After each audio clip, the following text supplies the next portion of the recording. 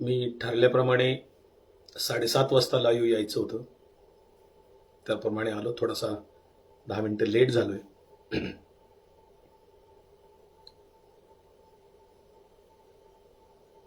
नमस्कार, मी विकास लवांडे. सत्याग्रही YouTube channel माझं आहे. त्याच्यावरही तुम्ही माझी वेगवेगळ्या विषयावरची भूमिका, विश्लेषण आपण जरूर बघू शकता. हे माझं फेसबुक पेज आहे. याच्यावर मी आज लाईव्ह याच्यासाठी आलोय की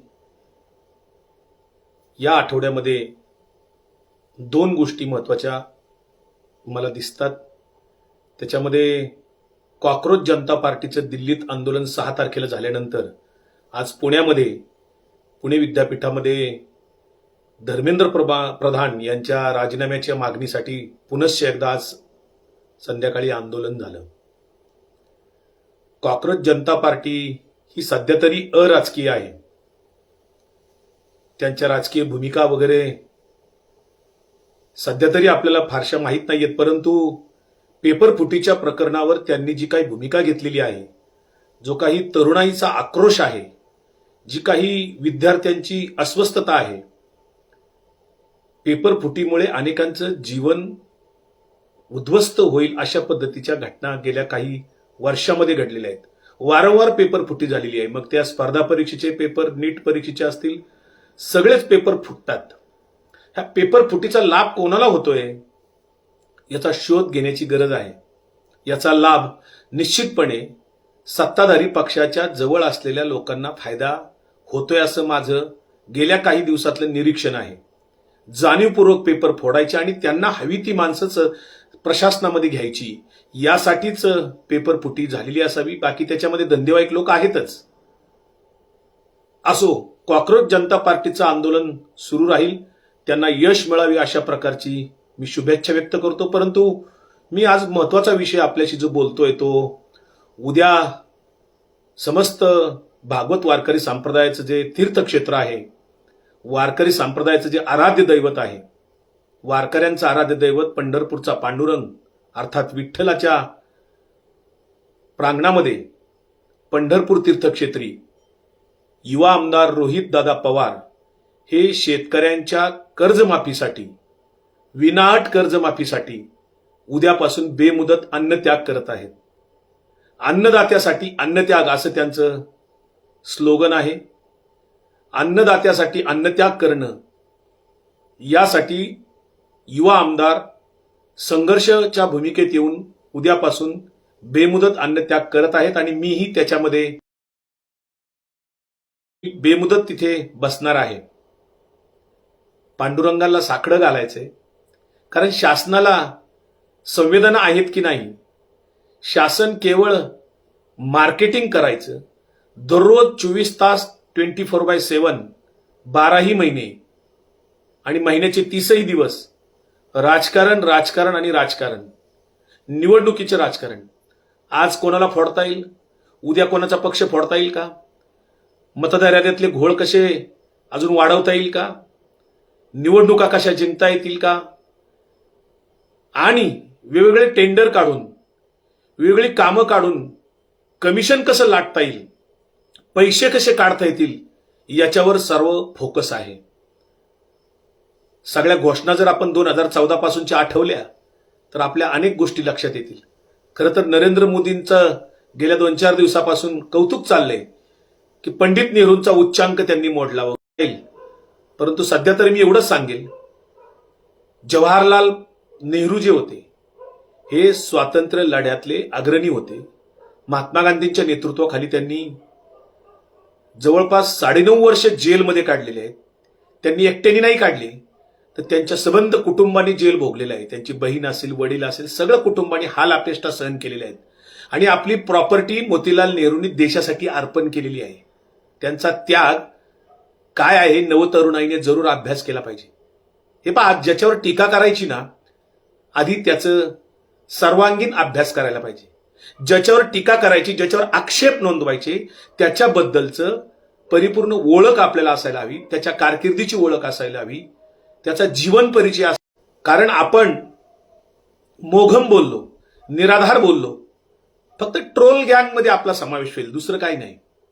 त्यामुळे ट्रोल गँगमध्ये आपण जर समावेश व्हायचा नसेल तर कुणाही बद्दल बोलताना सर्वांगीण आपण विचार करून बोलायला पाहिजे, अभ्यासपूर्वक बोलायला पाहिजे. आता शेतीचंच घ्या. ज्यावेळेस शरद पवार साहेब कृषी मंत्री होते त्यावेळेस फलोत्पादनामध्ये जी काही क्रांती झाली ती त्याच्या आधी झालेली नव्हती. जी आपल्याला चौकात फळं खायला मिळतात ना वेगवेगळी, प्रत्येक चौकात, देशातल्या कुठल्याही चौकात जा, तुम्हाला हातगाडीवर किंवा फ्रूट स्टॉलवर सगळ्या प्रकारची फळं दिसतात. हे शरद पवार साहेबांनी कृषी मंत्री असताना जी काही फलोत्पादनामध्ये क्रांती केली, फळबाग लागवड योजना काढल्या, त्याच्यासाठी 100% अनुदानं जाहीर केली आणि देशभर फळबाग लागवड ही सुरू झाल्या आणि फळं खायला मिळायला लागली. पूर्वी फक्त आजारी लोकांनाच फळं चुकून खायला मिळायची. शरद पवार साहेबांनी दुसरं काय केलं त्यांच्या कारकिर्दीमध्ये, तर अन्नधान्यामध्ये देश स्वयंपूर्ण झाला.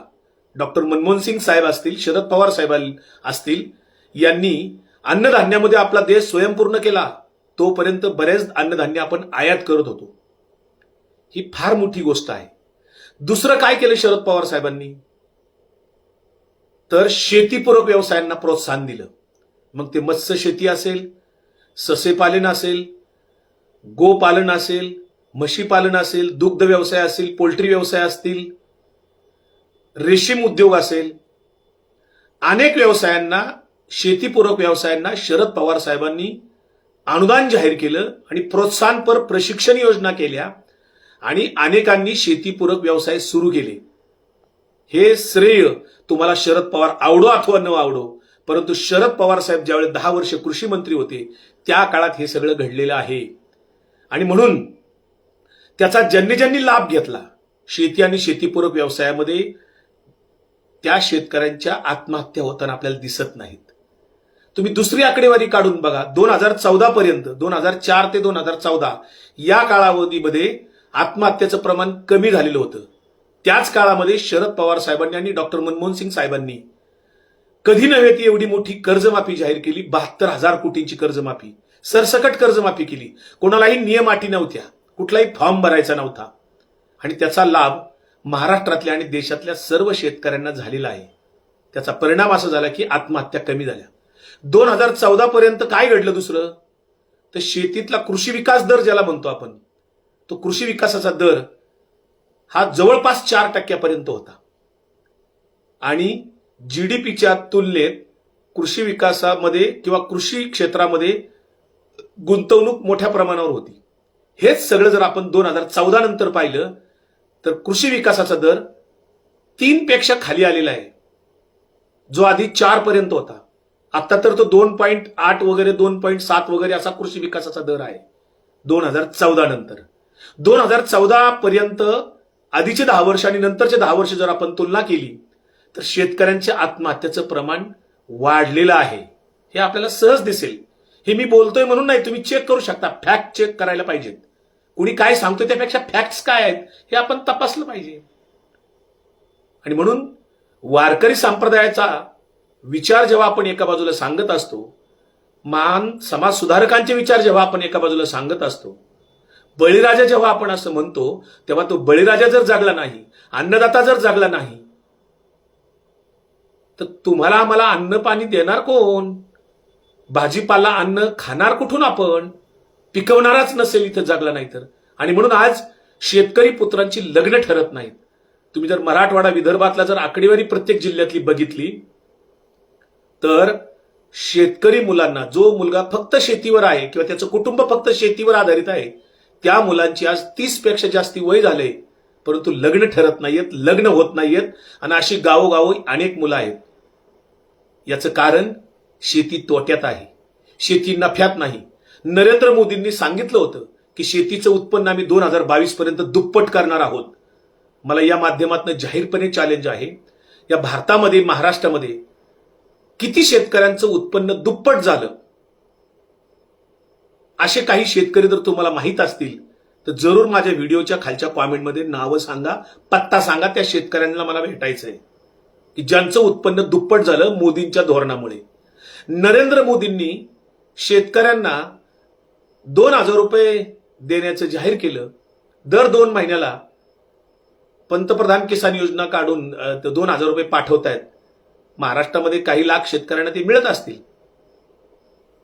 शेतकरी त्याला म्हणतात मोदीचे 2,000 रुपये. म्हणजे वर्षभरात 6,000 रुपये येत आहेत. 3 महिन्याला 2,000. काय होतो 2,000त? काय होतो 6,000त? भीक देता का तुम्ही? शेतकरी भिकारी समजता का तुम्ही? शेतकऱ्याला 2,000 रुपये देऊन तुम्ही त्याचं मोबाईल तरी रिचार्ज होतं का हो? त्याच्या गाडीत पेट्रोल टाकायचं म्हणलं तरी ते आज ते 100 रुपयापेक्षा जास्ती आहे. काय होतं 2,000 रुपयात भीक टाकल्यासारखं? आवाज पुणे मुंबई सारख्या ठिकाणी चौकामध्ये भीक मागणारे भिकारी जरी त्या 4 व्हीलर गाडीला आडवे झाले ना, तरी लोक तिथं 100 रुपये 500 रुपयाची नोट टाकतात भिकाऱ्यांना. आणि इथं शेतकऱ्यांना तुम्ही 2,000 रुपये देतात त्याची जाहिरात करता. 2,000 रुपये देतात 2,000ची जाहिरात करता तुम्ही, शेतकऱ्यांच्यावर उपकार केल्यासारखे. आज काय सांगतं शेती उत्पन्न आणि शेतकऱ्याची शेतीची स्थिती? याचं फॅक्ट्स चेक करणार की नाही आपण? का केवळ जाहिरातीवर आपण बोलणार आणि रील्सवर आपण आपली मतं बनवणार? शेतकरी अडचणीत आहे. सध्या जी काही महाराष्ट्र सरकारने, देवेंद्र फडणवीसांच्या सरकारने अहिल्याबाई होळकरांच्या नावाने, पुण्यश्लोक अहिल्याबाई होळकर शेतकरी कर्जमुक्ती योजना काढली. कर्जमुक्ती हा शब्द वापरताना जराही त्यांना लाज वाटली नाही. कारण त्या पुण्यश्लोक अहिल्याबाई होळकर शेतकरी कर्जमुक्ती योजनेमध्ये 36,000 कोटीची तरतूद केली असं ते म्हणतायत. आणि 30 सप्टेंबर 2025 पर्यंत थकीत पीक कर्ज जे आहे त्यांचं ते मुद्दल आणि व्याज 2 लाखापर्यंत माफ करणार आहे. त्याच्यासाठी अनेक नियम अटी आहेत. त्याचबरोबर नियमित कर्जफेड करणाऱ्यांना 50,000 रुपयापर्यंत प्रोत्साहन अनुदान देणार आहेत. याच्यामध्ये ज्या नियम अटी घातल्यात त्या कशासाठी घातल्यात? तुमची भावना शुद्ध आहे ना, हेतू शुद्ध आहे ना, खरंच शेतकऱ्यांना कर्जमाफी करायची आहे ना, मग द्या ना सरसकट. कशासाठी नियम अटी लावल्यात, जाचक अटी लावल्यात की ज्याचा लाभच शेतकऱ्यांना मिळू नये? याचा अर्थ तुमचा हेतू शुद्ध नाहीये. देवेंद्र फडणवीसांना माझा या माध्यमातून सवाल आहे, कुठं गेली तुमची 2014 ते 19 मधली जलयुक्त शिवार योजना? काय झालं त्या जलयुक्त शिवार योजनेतनं? किती सिंचन वाढलं महाराष्ट्रामध्ये? जरा शिवार योजनेतनं इतकं सिंचन वाढलं म्हणून खरी आकडेवारी पुढे आणा. महाराष्ट्राचं कर्ज किती वाढलं तेही सांगा. देशाचं कर्ज किती वाढलं तेही केंद्रीय अर्थमंत्र्यांनी सांगायला हवं. पण नाही सांगणार. कुठे पंजाबराव देशमुखांची धोरणं, कुठे विठ्ठलराव शिंदेची धोरणं, कुठे शरद पवार साहेबांची शेतीविषयीची धोरणं आणि कुठे तुमची धोरणं? आजही देशाचा कृषी मंत्री कोण आहे 2% शेतकऱ्यांना सुद्धा माहीत नसेल. केंद्रीय कृषी मंत्र्यांनी कधी भारतामध्ये, महाराष्ट्रामध्ये दौरा केलाय का? महाराष्ट्रात कोणकोणत्या जिल्ह्यामध्ये केंद्रीय कृषी मंत्री आले आणि त्यांनी शेतीचा आढावा घेतला? अहो, शेतकरी या कृषी मंत्र्याचं नाव सांगू शकत नाहीत. शरद पवार साहेब जेव्हा कृषी मंत्री होते तेव्हा अन्न खातं पण त्यांच्या जोडीलं होतं. कृषी आणि अन्न खातं एकत्र होतं तेव्हा नियोजन करता येत होतं. आज काय केले नरेंद्र मोदींनी? अन्न खातं वेगळं काढले आणि शेती खातं वेगळं काढले. कुणाचीच कुणाला मेळ नाही आणि नियोजनाचा पूर्ण अभाव आहे. देशाच्या केंद्रीय मंत्रिमंडळात कोण नेमका अर्थतज्ञ आहे हे पैज लावून विचारलं तरी सांगता येणार नाही. पैज लावून कोण अर्थमंत्री आणि कोण नेमकं अर्थतज्ञ आहेत की जे डॉक्टर मनमोहन सिंग साहेबांच्या अर्थतज्ञांसारखा विचार करू शकतात? कोण अर्थ खात्याचे आणि अर्थ मंत्रालयाशी निगडीत किंवा एकूणच सरकारमध्ये अर्थतज्ञ असलेल्या एका व्यक्तीचं नाव सांगावं? नाही सांगू शकणार आपण. केंद्रीय कृषी मंत्री महाराष्ट्रात का येऊ शकत नाहीत? का विदर्भ मराठवाड्यात तुम्ही भेटी देऊ शकत नाहीत? आज काय कांद्याची अवस्था आहे, काय सोयाबीनची अवस्था आहे, काय फळबागांची अवस्था आहे? अहो, शेतकऱ्यांना पीक विमा योजना 1 रुपयात देऊ म्हणाले. त्या पीक विमा योजनेच्या 3-13 वाजल्या. शेतकऱ्यांना पीक विमा नाही मिळत हो, नाही मिळत. त्याच्यात अनेक घोटाळे झाले. कुठे ते घोटाळ्यांची चौकशी झाली का देवेंद्र फडणवीस साहेब? तुमच्याच पक्षाचे आमदार सुरेश धस यांनी पीक विमा घोटाळा कसा बीड जिल्ह्यात झाला होता त्याची काही आकडेवारी आणि काही विधानं केली होती. केली का चौकशी त्या पीक विम्याची? नाही केली. अहो, कांद्याचा बाजार 2014च्या आधी सुद्धा 12-10 रुपये 15 रुपये होता. आज 2026ला सुद्धा तोच बाजार आहे. इकडे सोन्याचे बाजार वाढले, डिझेल पेट्रोलचे बाजार वाढले, शेतीच्या प्रत्येक पिकाचा उत्पादन खर्च दुप्पट झाला, पण शेतीचं उत्पन्न दुप्पट झालं नाही नरेंद्र मोदी साहेब. आणि कशाचं कौतुक करून घेता स्वतःचं? कुठे पंडित नेहरूंची तुलना करून घेता? कुठे मार्केटिंग करता स्वतःचं? खोट्या अफवा करण्याशिवाय दुसरं तुम्ही काय केलं? नोटाबंदीसाठी पिक्चर काढला तुम्ही, त्याचं समर्थन करण्यासाठी धुरंधर सारखा पिक्चर काढून त्याच्यामध्ये तुम्ही काय सांगता?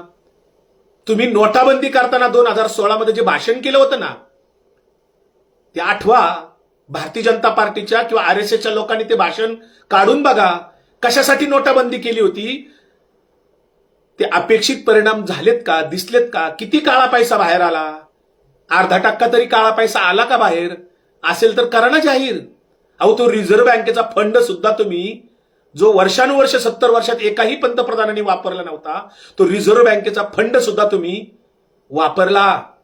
पीएम केअर फंडाचे तुम्ही माहिती अधिकाराखाली लागू नाही. पीएम केअर फंडाचा हिशोब कोण देणार? भारतीय जनता पार्टीच्या पिलावळीने धर्मांध विचार मांडणाऱ्या लोकांनी जरूर सांगावेत, पण तुम्ही नाही सांगणार. आमचे सावतामाळी असं म्हणाले होते. संत सावता महाराजांचं प्रसिद्ध अभंग आहे, कांदा मुळा भाजी अवघी विठाबाई माझी माऊली, लसूण मिरची कोथिंबिरी अवघा झाला माझा हरी, मोठ नाडा विहीर दोरी अवघी व्यापिली पंढरी, सावता म्हणे केला मळा विठ्ठला पायी गोविला गळा.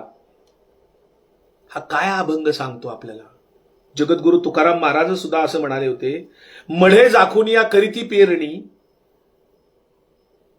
कुणबियाचे वाणी लवला हो, तया परिकरी सोहित आपुले, जयाशी थावले नरदेह.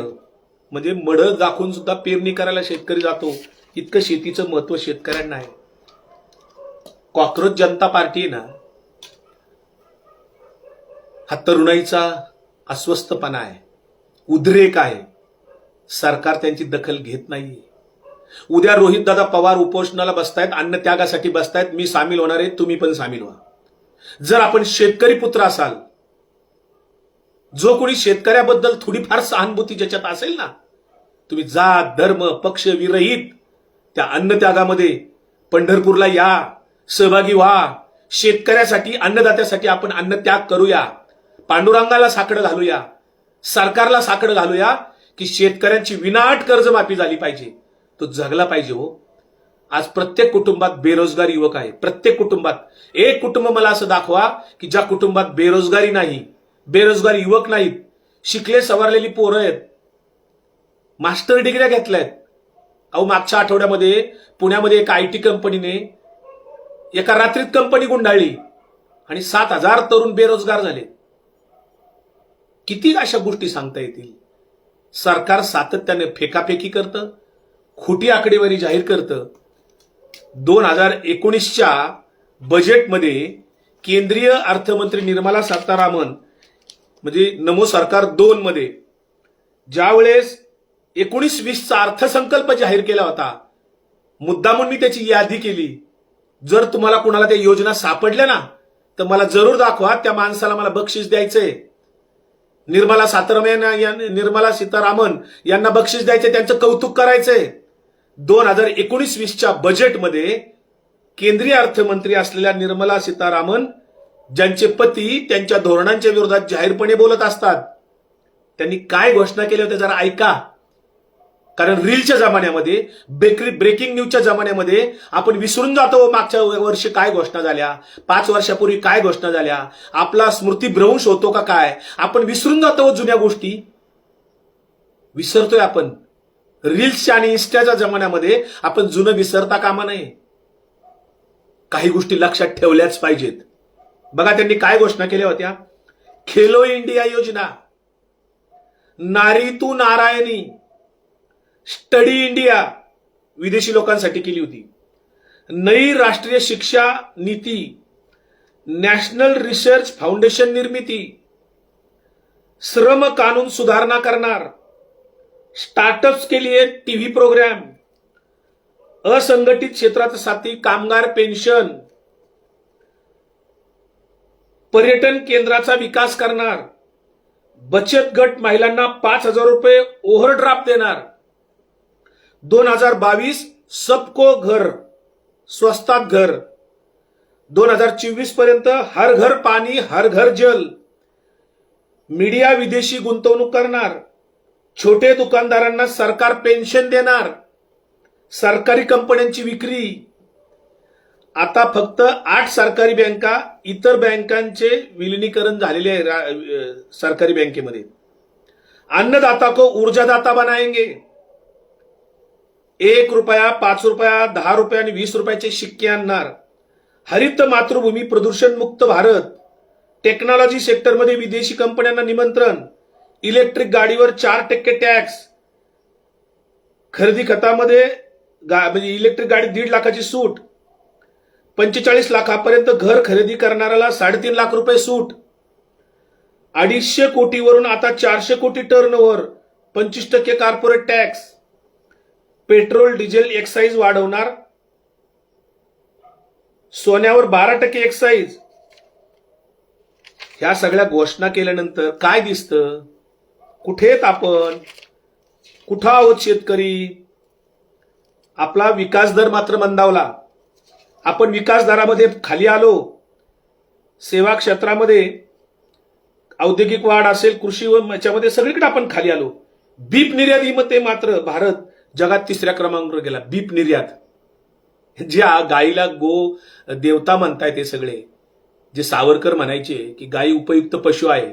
अनेक मुस्लिम नेत्यांनी भारतामध्ये सध्या मागणी केली आहे की गाईला राष्ट्रीय पशु म्हणून जाहीर करा. देशातल्या अनेक मुस्लिमांनी मागणी केली आहे. प्रमुख मुस्लिम नेत्यांनी मागणी केली आहे.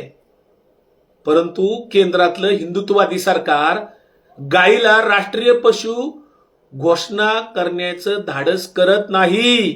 गोरक्षकांनो, कधी आंदोलन करणार तुम्ही? का फक्त कुणाला तरी गाड्या अडवून खंडणी वसूल करणार तुम्ही? भाकड जनावरांची विल्हेवाट कोण लावणार आहे? अशा अनेक प्रश्न आहेत. अरे गोपालन करण्याचं काय सांगता तुम्ही? आमचं पिढीजात गोपालन करण्याचा व्यवसाय आहे. शेतकऱ्यांना गोपालन करण्याचं कोणी नौटंकी करू नये, सांगू नये. शेतीपूरक व्यवसायासाठी सरकारने प्रोत्साहन द्यायला हवं, ते दिलेलं नाही. आणि म्हणून अनेक गोष्टी घोषणा फक्त सरकारने केल्या, त्या घोषणा कुठेही दिसत नाहीत. आज आपल्याला शेतकऱ्यांचं उत्पन्न दुप्पट झालेलं कुणाला दिसलं असेल तर जरूर दाखवा. शेतकऱ्यांची कर्जमाफी विनाअट झाली पाहिजे. यासाठी महाराष्ट्रातल्या तमाम शेतकरी पुत्रांना, शेतकऱ्यांप्रती ज्याला संवेदना असतील त्या सर्वांना मी विनंती करतो, कळकळीची विनंती करतो. शेतकरी जगला तर सगळे जगणार आहेत. अन्नदाता जगला पाहिजे. यासाठी शेतकऱ्यांना विनाअट कर्जमाफी करण्यासाठी सरकारला भाग पाडूया. त्यासाठी तीव्र स्वरूपाने सगळ्यांनी रस्त्यावर उतरलं पाहिजे. आपापल्या जिल्ह्यात रस्त्यावर उतरा, आपल्या तालुक्यात रस्त्यावर उतरा. जमेल त्या पद्धतीने या अन्नत्याग आंदोलनामध्ये सहभागी व्हा. शक्य झाल्यास पंढरपूरला उद्या 12 तारखेला सकाळी 10 वाजेपर्यंत या. उद्या नाही जमलं तर परवा या. बेमुदत अन्नत्याग आंदोलनामध्ये पंढरपूरमध्ये सहभागी व्हा. चलो पंढरपूर. शेतकरी जिंदाबाद. बळीराजा जिंदाबाद.